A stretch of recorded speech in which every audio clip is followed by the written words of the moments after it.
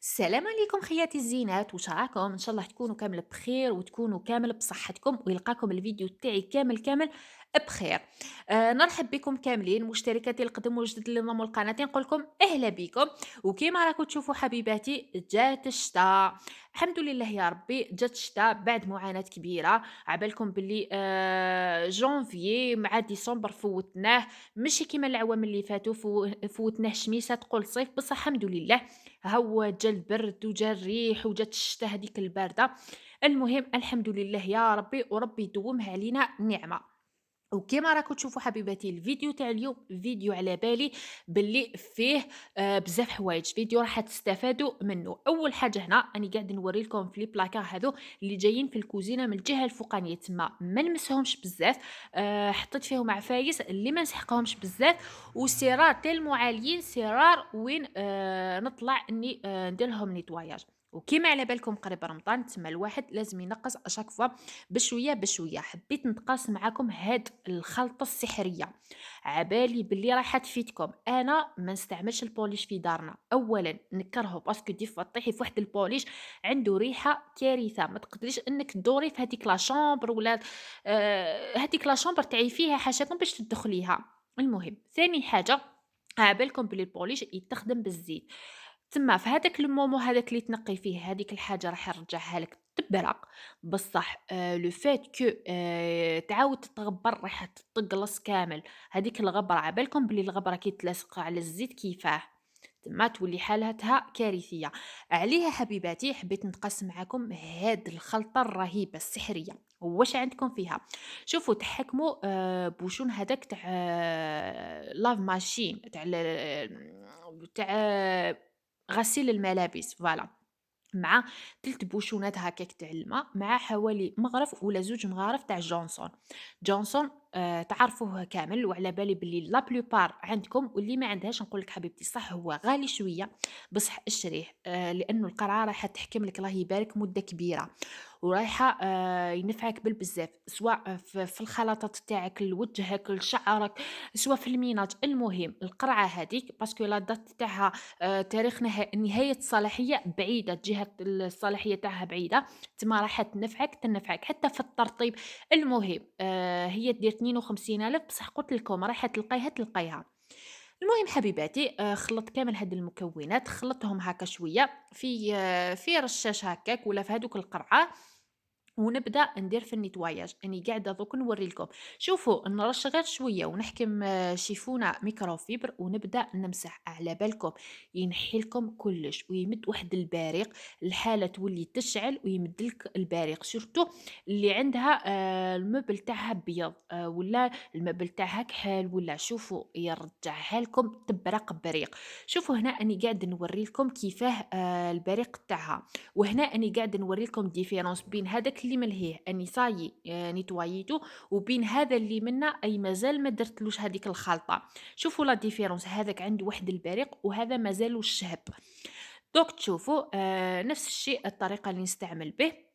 قلت لكم ترشوا به كامل وتحكموا الشيفونات تاعكم تاع ميكروفيبر، تفوتوا عليها الشيفونات اللي راهم يتباعوا دوك الله يبارك، اشكال وانواع، وكنت درت لكم في فيديو كيفاش تخيروا النوعيه المليحه.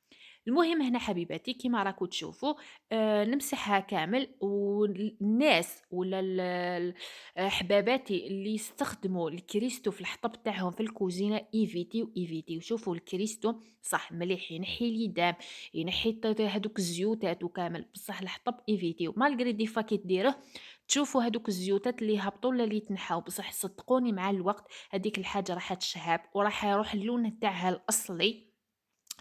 وثاني حاجة راح يدير لكم كي شغل تصبغات هكا بيوضة عليها. قلت لكم في الفيديو نهار هدرت لكم على الكريستو، قلت لكم فيه إيجابيات وفيه سلبيات. من بعد راح تشوفوا في الفيديوهات اللي راهم جايين أنا واش دار لي الكريستو. عبالكم كارثة، وليت سرار وين نستعملو صح مليح للقش مليح للفايونس، بصح في هاد الصوالح تاع الموبل وكامل ايفيتيو. المهم هنا بعد ما كملت كامل خياتي، شوفوا البريق هذيك ونظافه الله الله. ديجا شوفوا الديفيرونس بين الفوقانيين والتحتانيين، التحتانيين ما كنتش دايرتهم تما، درت غير تاع الفوق، كنت خملتهم كامل ونحيتهم من الطريق. وهنا حبيباتي نوليو للوصفه تاع اليوم اللي قلت لكم قنبله رمضان. عبالكم رمضان هذا لا كنا ملحيين راح تيفيتي على روحك الشوا، وراح تيفيتي على روحك القليان، وراح تيفيتي على روحك الفور، وتيفيتي على روحك الزيوتات. راح نوري لك طريقة بزاف سهلة تخدمي بها الحميص، وأكيد أكيد على بالي بلي راح تدعي لي بالخير. المهم، لا ساعدتك حبيبتي عندك تنسيني وما تدعيليش. شوفوا حبيباتي، تحكموا فلفل تاعكم، حبيتوا تستعملوا حتى الحار استعملوا الحار، هنا كل واحد كيفاش يحب.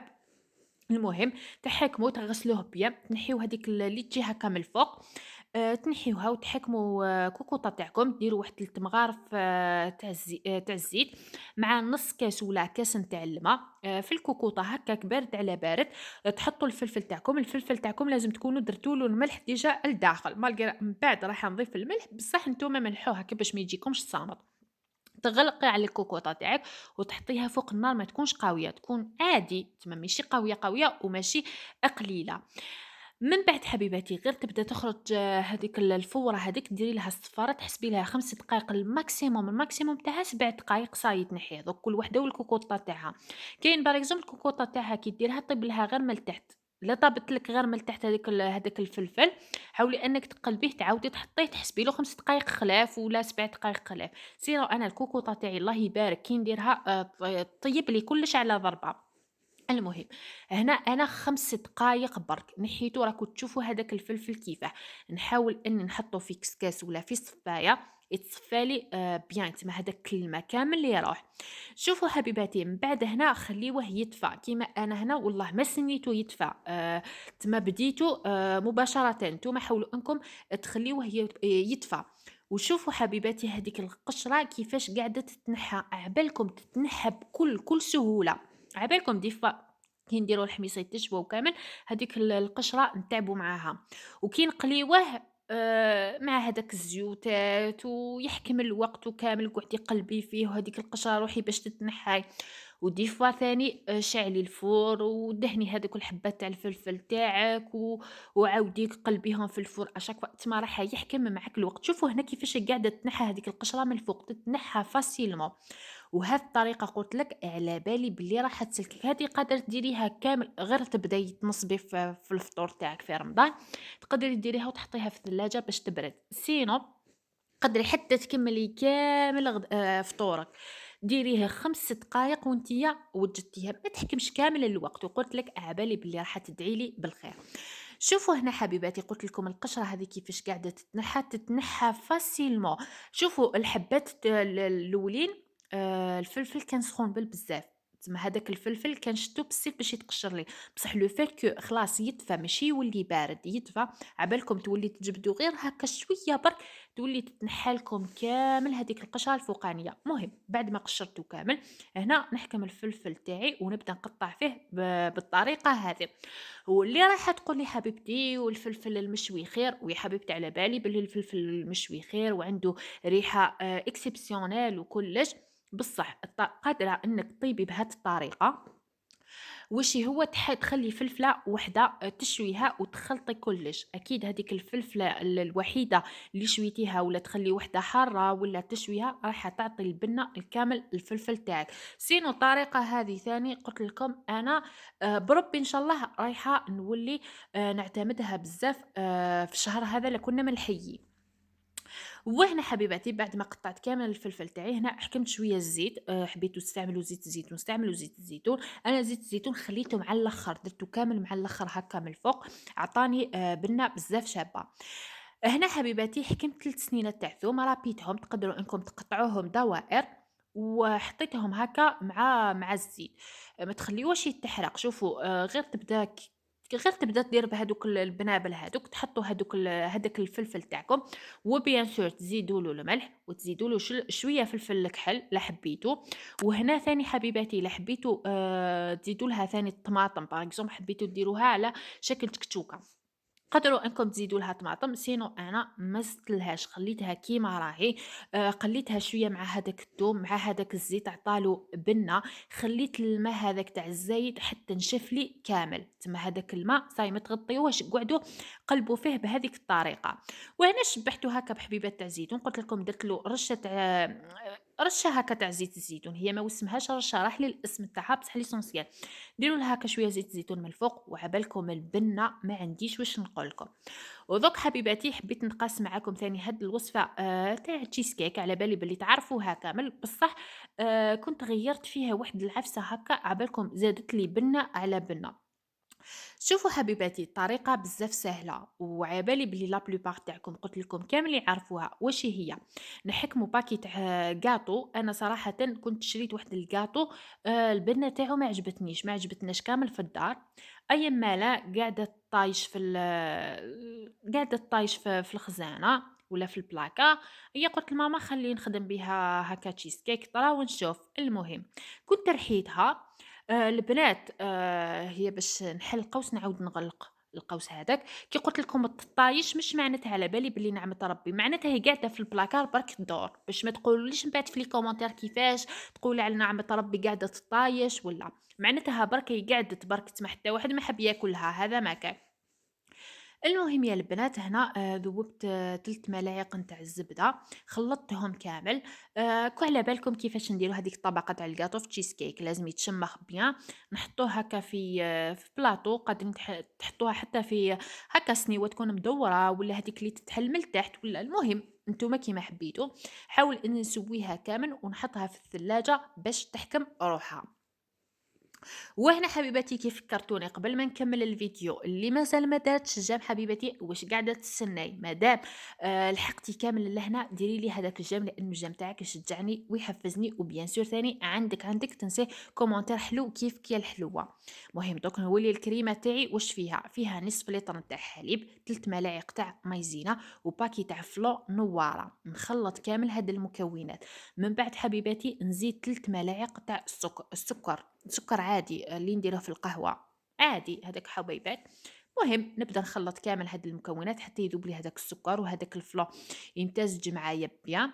من بعد حبيباتي نحطوه على النار تكون متوسطه حتى يعقد معايا تما يولي يحكم روحو. هنا اني قاعده ندير في السكر قلت لكم درت 3 ملاعق تاع مايزينا مع 3 ملاعق تاع السكر، باكي تاع فلو يكون بذوق الفراوله، نصف لتر تاع حليب. هذه هما المكونات. المهم هنا بعد ما حطيته على الفرن وتماسك معايا وثقال يبدا يشكل معاكم هذوك بنابل هذوك نحيه مباشرة.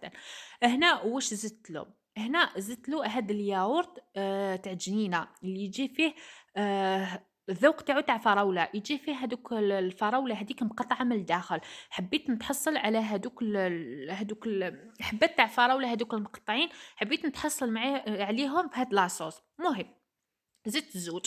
هنا اللي عندها وحدة تقدر دير وحدة ماشي لازم ديري زوج، أنا برك حبيت ندير زوج كان متوفر عندي درت زوج. نعاود نهبّط كامل هذيك الكريمة اللي حضّرتها على الطبقة الأولى ونحاول إني نسويها بالطريقة اللي راكم تشوفوا فيها. هنا par exemple اللي حابة عندها الفراولة في الدار وحابة تيفيتي هذه تاع الياغورت، قادرة إنها تقطّع زوج حبات 3 حبات تاع فراولة تقطعهم كامل en petits dés تخلّطهم في هذاك الخليط. نفس الشيء هي نفس النتيجة واحدة. واش هو أنا ما كانش متوفرة عندي الفراولة، فحبيت إني نستعمل هذاك الياغورت اللي يجي فيه قلت لكم حبات فراولة مقطعين للداخل. وهنا حبيباتي باش برك ما تغلطوش الغلطة اللي غلطتها أنا، هنا استعملت سوبر كريم تاع الفراولة باش نزين بيها. واش هو طوّلت تما هذيك طبقة تاع الكريمة شدّت روحها. تما هنا كنت حبيت أنا نتحصل على هذاك الشكل تاع الملفاي، بصح كان البرد بالبزاف حكمت روحها وأنا طوّلت شوية ما تحصلتش فريمون على النتيجة اللي كنت حبّيتها. المهم هذا هو الشكل النهائي. أنا حبيت برك نوصّل لكم الفكرة أنها بالياغورت تاع الفراولة بالفلون تاع الفراولة رايحة ديروا تشيز كيك بزاف بنين. نتمنى حبيباتي الوصفات تاع اليوم تكون نالت إعجاب. ونقول لكم حبيباتي تهلاو لي بزاف في رواحكم. استناوني في فيديوهات اللي راهم جايين، فيديوهات بزاف شابين. كيما قلت لكم تهلاو لي في رواحكم وسلام.